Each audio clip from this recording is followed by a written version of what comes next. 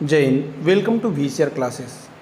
आपके पसंदीदा channel VCR classes में आपको स्वागत है। तो आज हम लोग जानने वाले हैं संघवाद के प्रश्नोत्तर को जानने वाले हैं, जिसमें जो भी इसके प्रश्नोत्तर जो होते हैं वो सारे के सारे प्रश्नोत्तर आप लोग इस वीडियो के माध्यम से जानने वाले हैं। और ये है हमारा क्लास 10th का पॉलिटिकल साइंस चैप्टर नंबर 2, और इसमें हम लोग सभी महत्वपूर्ण प्रश्नोत्तर को अभ्यास से समझने वाले हैं। तो यहाँ पे देख पा रहे हैं भारत के खाली राजनीतिक नक्शे पर इन राज्यों में उपस्थित दशाओं जैसे मणिपुर, सिक्किम, छत्तीसगढ़ और गोवा को दर्शाना है। तो जहाँ पे देखेंगे इसका उत्तर हो जाएगा यहाँ पे ये सही।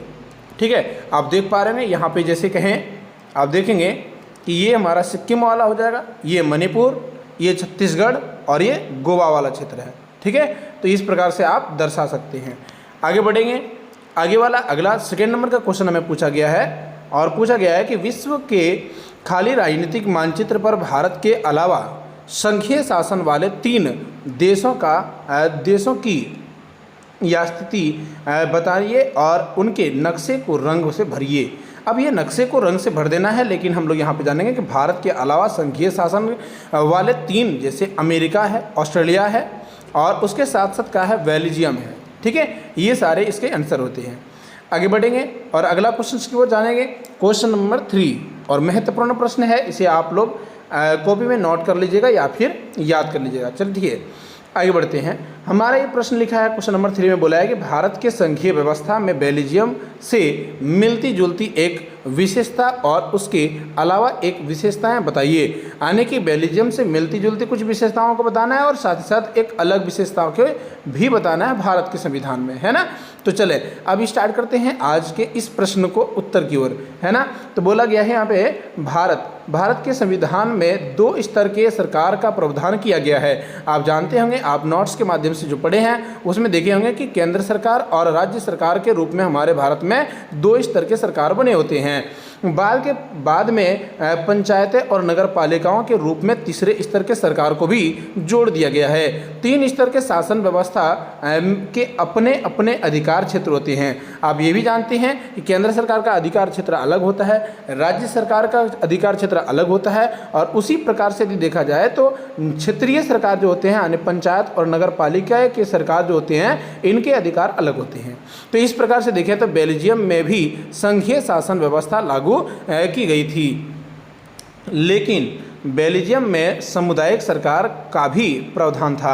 यानी कि यहाँ पे कहें तो हमारे भारत में सामुदायिक सरकार नहीं है। आप कहेंगे सर सामुदायिक सरकार का अर्थ क्या होगा? तो सामुदायिक सरकार का मतलब होता है समुदाय के लिए। जैसे यदि कहें हम एक तरीके से देखें तो हिंदू, मुस्लिम, सिख, ईसाई, अन्य प्रकार के जो धर्म होते हैं उन धर्मों के लिए, या फिर कोई बोला तेलुगु समुदाय के लिए, हिंदी समुदाय के लिए, संथाली समुदाय के लिए, डोगरो समुदाय के लिए, यानी अलग अलग भाषाओं के समुदाय के यदि लोग होते हैं तो उन्हें सामुदायिक सरकार कहते हैं। तो यहाँ पे हम देख पा रहे हैं हमारे भारत में समुदाय के लेकर कोई भी सरकार नहीं बने हुए हैं। ठीक है ना, उम्मीद है ये बातें समझ में आ गई होगी। चलें अगला प्रश्न की ओर बढ़ते हैं, और अगला प्रश्न है ऐसा, बोला गया कि शासन के संघीय एवं एकात्मक स्वरूपों को क्या क्या मुख्य अंतर हैं उदाहरण के साथ समझाइए। यहाँ पे देखेंगे कि यहाँ पे बताया गया क्या, यहाँ पे ये बहुत ज़्यादा मोस्ट इम्पॉर्टेंट प्रश्न है। यहाँ पे बताया गया कि शासन में देखना है कि संघीय और एकात्मक का अर्थ में क्या होता है। तो आप जानेंगे संघीय शासन व्यवस्था जो होते हैं और एकात्मक शासन व्यवस्था में क्या अंतर होते हैं। तो संघीय शासन व्यवस्था में जो होते हैं इसमें 2 या उससे भी अधिक स्तर के सरकारें होती हैं, है ना। 2 स्तर की सरकारें तो अनिवार्य रूप से रहेगा ही रहेगा, जैसे केंद्र सरकार और राज्य सरकार रहेगा ही, और इसके अलावा और भी प्रकार के सरकारें हो सकते हैं। जबकि एकात्मक सरकार के रूप में देखें तो केवल और केवल एक ही स्तर की सरकार होती है। ठीक है, संघीय व्यवस्था में दोनों सरकारें के पास अलग अलग अपना अधिकार क्षेत्र होता है, जबकि एकात्मक सरकार में सारी की सारी शक्तियाँ, सर्वोच्च शक्तियाँ एक ही सरकार के पास होती है। ठीक है, तो यहाँ पे उदाहरण के लिए यदि देखा जाए तो ये हमारा संघीय सरकार के रूप में हमारा भारत आता है। सत्ता का केंद्र विभिन्न राज्यों के बीच बंटवारा किया गया है। वहीं उदाहरण के लिए यदि बात करें श्रीलंका में, और राष्ट्रीय सरकार जो है यहाँ पे एक ही राजा के पास, एक ही व्यक्ति के पास सारी शक्तियाँ इकट्ठे कर दिए हैं। तो यहाँ पे कौन सी सरकार हुए? एकात्मक सरकार।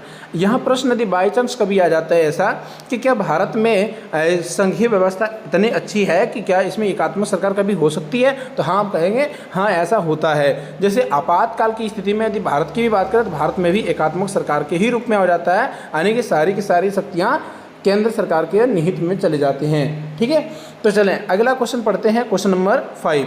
तो क्वेश्चन नंबर 5 क्या कहता है, इसको भी देख लेंगे ध्यान से, आप लोग भी ध्यान दीजिएगा। तो क्वेश्चन कहता है कि 1992 के संविधान संशोधन के पहले और बाद के स्थानीय शासन के दो महत्वपूर्ण अंतर को बताइए। तो 1992 के संविधान संशोधन से पहले ग्राम पंचायतों और नगर पालिकाओं को राज्य सरकार के नियंत्रण में रखा गया था। 1992 के संविधान संशोधन के बाद इस तीसरे स्तर को ज़्यादा शक्तिशाली बना दिया गया है। पहले ये शक्तिशाली नहीं था, अभी ये बहुत ज़्यादा शक्तिशाली बना दिया गया है। 1992 के संविधान संशोधन से पहले स्थानीय सरकारों के लिए नियमित चुनाव नहीं होते थे, और इसके साथ ही 1992 के संविधान संशोधन के बाद स्थानीय सरकार के निकायों के लिए नियुक्ति चुनाव कराना अनिवार्य हुआ, नियमित चुनाव कराना अनिवार्य हो गया है। और साथ ही साथ यह बात आप लोग जानते होंगे कि इन सभी लोगों को भी एक नियम बता दिया गया है, एक व्यवस्था बता दी गई है, जिसके तहत यानी कि राज्य को यानी किसी भी पंचायत को कम से कम एक साल में 3 बार बैठक बुलाने की अनिवार्यता की गई है। लेकिन अभी भी उतनी बेहतर तरीके से ये नहीं चल रही है। तो आप इन सभी चीज़ों के बारे में आप विस्तार से नोट्स में पढ़ चुके हैं, और यदि आप नोट्स में नहीं पढ़े हैं तो आप लोगों को नोट्स पहले पढ़ना चाहिए। आप लोगों को नोट्स हमारे यही चैनल में आपको प्ले से क्या कहते हैं उसको बिल्कुल उसमें एक शायद इस प्लेलिस्ट होता है ना, तो प्लेलिस्ट में आपको मिल जाएगा, तो प्लेलिस्ट के माध्यम से आप देख सकते हैं। ठीक है, चलें आगे बढ़ेंगे। बोला गया रिक्त स्थानों को भरिए, चूँकि अमेरिका डैश तरह के संघ है। अमेरिका किस प्रकार के संघ है उसके बारे में भरना है। और उसके बाद बोला है कि इसलिए यहाँ सभी इकाइयों को समान अधिकार दिया गया है। संघीय सरकार के मुकाबले प्रांत डैश हैं, क्योंकि भारत के संघीय प्रणाली डैश की है, और यहाँ कुछ राज्यों को औरों से ज़्यादा शक्तिशाली प्राप्त है। तो यहाँ पे हम इसका उत्तर जानेंगे। चूँकि अमेरिका साथ याकर संघ अपने बनाने की तरह का संघ है, इसलिए वहाँ के सभी इकाइयों को समान अधिकार है। सभी इकाइयों को कैसा अधिकार है? समान अधिकार है। तो यहाँ पे कहेंगे अमेरिका कैसा है? तो संघ। अमेरिका कैसा है? तो कहेंगे एक साथ आकर संघ बनाने का अधिकार है ना, एक साथ आकर, है ना। एक बात करेंगे यहाँ पे, आगे बढ़ेंगे कि इसी यहाँ पे बढ़ेंगे, संघीय सरकार के मुकाबले प्रांत के अधिक शक्तिशाली होते हैं। ये कहें ना, संघीय सरकार के मुकाबले जो प्रांतीय स्तर के जो सरकार होते हैं, ये कैसा होता है? ज़्यादा शक्तिशाली होते हैं। कैसा होता है? ज़्यादा शक्तिशाली होते हैं। लेकिन भारत की संघीय प्रणाली साथ रहने की है, और यहाँ कुछ राज्य को औरों से ज़्यादा शक्तियाँ दी गई है। औरों के राज्यों की तुलना में यदि देखा जाए तो हमारे देश में जो है ना शक्तियाँ ज़्यादा मिली हुई है। ठीक है, तो ये हो गई क्वेश्चन नंबर 6 का आंसर। आगे बढ़ेंगे, क्वेश्चन नंबर 7 का आंसर देखेंगे। तो क्वेश्चन नंबर 7 के आंसर में क्या कहा गया, इसे भी ध्यान से देख लेते हैं। ठीक है, तो चलते हैं आगे। क्वेश्चन नंबर 7 बोलता है कि भारत की भाषाई नीति पर 3 यानी कि नीचे 3 प्रतिक्रियाएं दी गई है। अच्छा, ये प्रतिक्रियाओं के बारे में हम लोग समझेंगे, संगीता क्या करती है, अरमान क्या कह रहे हैं, है ना। तो सभी के बारे में हम लोग देखेंगे। बोला है कि उनमें से आप जिसे ठीक समझते हैं उनके साथ उनके पक्ष पर तर्क देने का साथ साथ उदाहरण भी दें। तो संगीता कहते हैं कि प्रमुख भाषा को समाहित करने की नीति ने राष्ट्रीय एकता के मजबूत बनाया है। दूसरा कहता है, अरमान कहता है कि भाषा के आधार पर राज्यों का गठन ने हमें बांट दिया है। हम इसी कारण अपनी भाषा के प्रति सचेत हो गए हैं। आगे कहता है, हरीश कहता है कि इस नीति ने अन्य भाषाओं के ऊपर अंग्रेजी के प्रभुत्व को मजबूत करने का भार कम किया है। तो यहाँ पे सबसे यदि बात करें, सबसे बढ़िया यदि बात करें तो संगीता की है। तो संगीता की प्रतिक्रिया अन्य 2 की तुलना में बेहतर है, क्योंकि श्रीलंका के विपरीत यहाँ पे बात करें तो जहाँ बहुमत की भाषा को बढ़ावा दिया जाता है, अभी श्रीलंका में आप लोग देख चुके थे, श्रीलंका में यदि बहुमत जो रहते हैं उनको यदि बढ़ावा दिया जाता है तो श्रीलंका का स्थिति कैसा हुआ था। गृह युद्ध का स्थिति आ गया था, है ना। तो वही कहता है कि श्रीलंका का उदाहरण देख सकते हैं कि यदि किसी भी भाषा को बढ़ावा दिया जाए तो क्या स्थिति होता है। भारतीय राज्य व्यवस्था ने देश में बोली जाने वाली सभी प्रमुख भाषाओं को ऐसे बात करें मान्यता अनिसमान दर्जा दिया है, और यही समानता दिया है ना, इसी वजह से हमारे यहाँ पे ज़्यादातर समस्याएं नहीं होती हैं। इससे विभिन्न भाषाओं को बोलने वाले लोगों द्वारा सरकार की गतिविधियों में एक बड़ी भागीदारी सुनिश्चित की है। ठीक है, तो ये बात आप लोग नोट कर लीजिएगा। चले आगे बढ़ेंगे। आगे बोला गया है कि संघीय सरकार की एक विशेषता है। तो संघीय सरकार की क्या विशेषता है, तो इनमें से उत्तर देना है। बोला है कि राष्ट्रीय सरकार अपने कुछ अधिकार प्रांतीय सरकार को देती है। अधिकार विधायिका, कार्यपालिका और न्यायपालिका के बीच में बांटा होता है। ठीक है, बोला है कि निर्वाचन पदाधिकारी ही सरकार को सर्वोच्च ताकत का उपयोग करता है। चले आगे। सरकार की शक्तियाँ शासन के विभिन्न स्तरों में बांटे होते हैं। तो ये बात यदि देखेंगे, सरकार के विभिन्न स्तरों में यदि बात करें, सरकार की शक्तियाँ शासन के विभिन्न स्तरों के बीच बांटी जाती है। ठीक है, ये बात इनका बिल्कुल सही होगा। तो चलें इसी प्रकार से आगे बढ़ेंगे। तो आगे हम लोग क्वेश्चन नंबर 9 को देखेंगे। तो क्वेश्चन नंबर 9 में क्या कहता है, इसे भी हम लोग समझने का प्रयास करेंगे।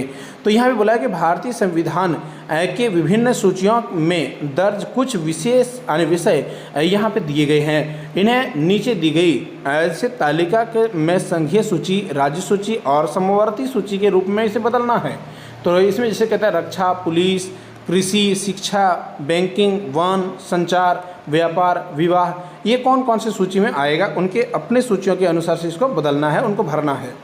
तो सबसे पहले यदि बात करें हम लोग संघीय सूची की, तो संघीय सूची में क्या क्या आएगा, तो हम कहेंगे सर रक्षा आएगा, बैंकिंग आएगा, संचार आएगा। राज्य सूची में क्या आएगा, तो राज्य सूची में सर पुलिस आएगा, कृषि आएगा, व्यापार आएगा।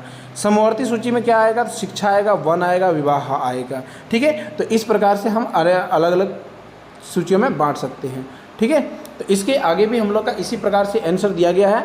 आप इसके माध्यम से आप देख सकते हैं, है ना, आप इसके माध्यम से पूरे के पूरे आंसर को देख सकते हैं। ठीक है, तो इसका मिलान दिया था, मिलान को हम लोग यहाँ पे देख सकते हैं, यहाँ पे मिला दिया है। ठीक है, तो इसका जो सही आंसर हो जाएगा, इसका सही आंसर हो जाएगा ग नंबर, जिसका कहें तो 1 का ए नंबर, 2 का सी नंबर और 3 का डी नंबर और 4 का बी नंबर। ठीक है, आगे भी इसमें प्रश्न उत्तर जो दिया गया है ऑप्शन वाला है, तो इसका ग नंबर का आंसर सही होगा। ठीक है, ग नंबर का आंसर इसका सही होगा। तो उम्मीद है आपको ये सभी प्रश्नों का उत्तर बहुत बढ़िया से समझ में आया होगा, और यदि समझ में आया तो चैनल को लाइक करें, शेयर करें, और सब्सक्राइब नहीं किया तो सब्सक्राइब करके बेल आइकन को जरूर दबा दें। आज के लिए इतना ही, फिर मिलेंगे नेक्स्ट वीडियो के साथ। आज के लिए इतना ही। Thank you for watching.